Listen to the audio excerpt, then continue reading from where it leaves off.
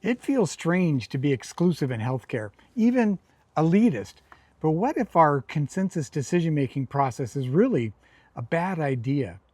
Hi, I'm Bruce Spurlock, a physician and healthcare leader committed to helping professionals and decision makers navigate change with clarity.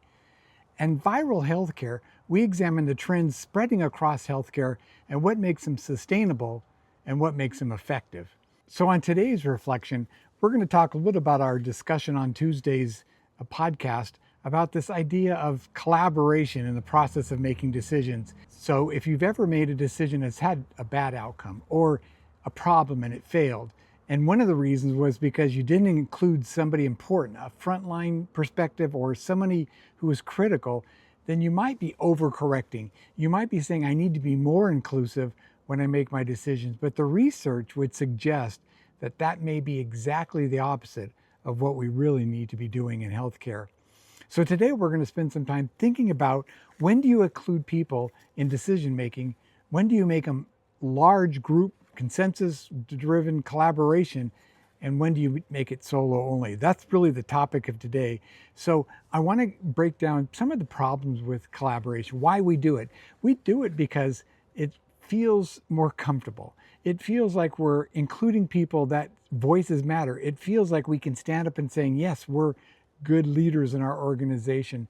It always starts with good intentions, but it often leads to where people don't want to say something or where people are trying to impress others. There's always social factors, political factors, hierarchical or status factors that affect those kinds of decision makings.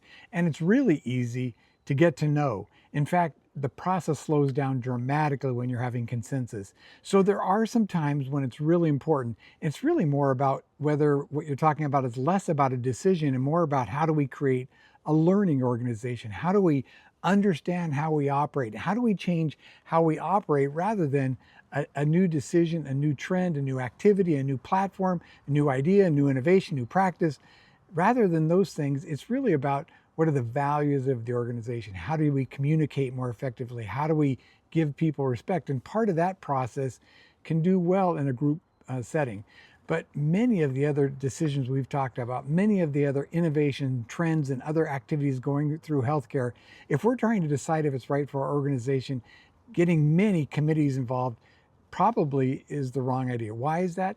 Because they all have a perspective, and the perspective is, you need to listen to me, you need to understand me. And we become less about optimizing our decisions and more about like making it less uncomfortable. It's about pleasing folks and getting agreement rather than getting optimal results. And so that's where some of this breaks down. And some of the problem is that the loud voices get heard.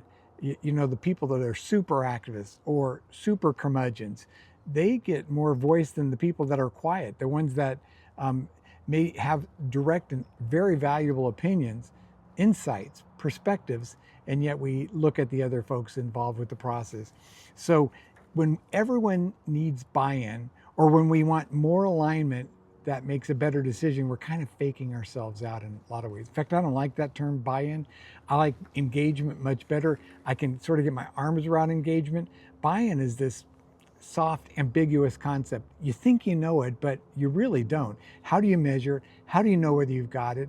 And think about, like I mentioned on the podcast, if the folks at Apple would have said, we're not going to sell Apple until we have 60% buy-in or, participation, or even AI, these new AI things that are coming out, if they'd have said, we're going to wait until 60% or 70% of the people think it's a good idea before we launch it, they would have never happened. And that's how we often do decisions in healthcare. So if you're starting to go down that pathway of thinking about a new trend, a new platform, a new innovation, something where you think there's a significant change in how your organization operates, what it does, what markets it promotes its products and services in. If you're thinking about something like that, you need to ask yourself, are we trying to make the best decision, or are we trying to make it the most comfortable decision? That's really the question for experts.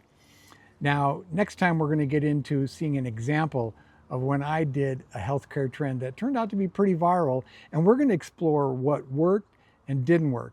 And if you like this topic and if you like these ideas, please connect with me. I'd love to hear your suggestions, your thoughts. I'd love to hear your own personal examples of what works and what doesn't work when we talk about adopting new practices and new ideas. I'm Bruce Spurlock, and I'm excited about seeing you, so I'll see you on the next time.